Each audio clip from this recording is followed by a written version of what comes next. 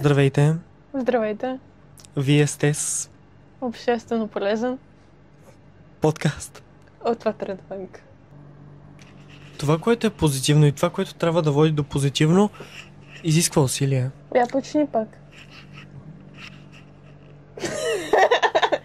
Това би го казал един нарцис, който познавам.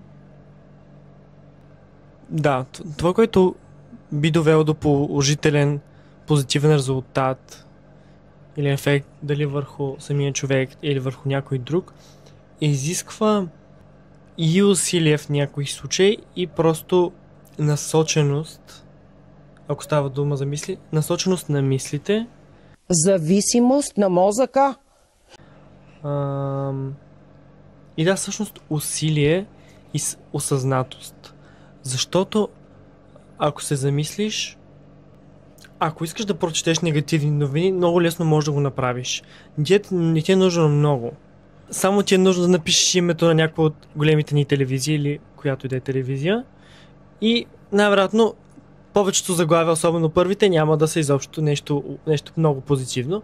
Най-много да клони към неутрално или неутрално негативно, но ще бъде може би в тази насока. Ако искаш да получиш някакви позитивни новини, ти трябва да положиш усилия да потърсиш добри новини.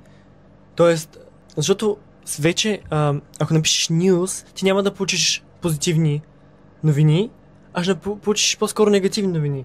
Но ако искаш позитивни новини, трябва да напишеш good news или positive news. Mm-hmm. Чаткаш ли?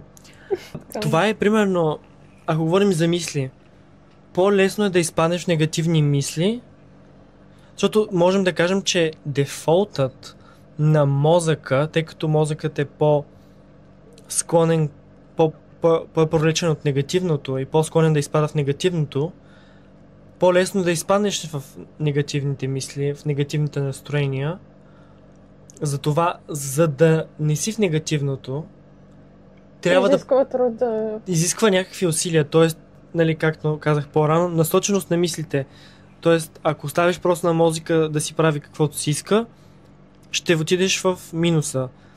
А ако искаш да си в плюса, трябва, така кажем, да положиш усилия да се изместиш към плюса. Примерно, позитивните навици са по-трудни за изграждане, отколкото негативните такива. Ами то за жалост, в смисъл хората все повече свикват с всичко лошо, което се случва. Те не свикват с добри неща, които им се случват, те свикват с лошото и лошото. Защото ти можеш да свикнеш. В смисъл, ти не свикваш с добро, ти свикваш с лошо. Ако говорим за някакви мащабни неща, например като COVID-а, това не е нещо, което да е добро. Ти свикваш с лошо. И когато, например, COVID-а не е толкова застрашителен, ти вече го възприемаш като все едно не е опасен и хората не умират от него. Да, ние не говорим вече почти за COVID, говорим само за времената по време на COVID. Ами да, като се замислиш, защо не говорим за COVID?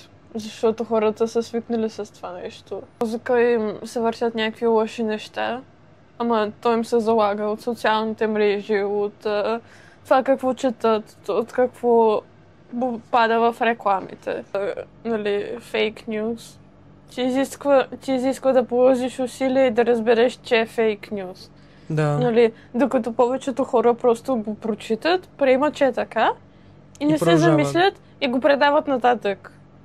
Да, някои хора смятат, че ако пиеш кафе, значи пиеш вода, пък то всъщност не е така. О, тая глупостта, боже господи. Добре, окей. Както да кажеш, че си да взираш за алкохол. Вау, нали? Теба вода. Hello. Това все едно проветрявам си белите дробове.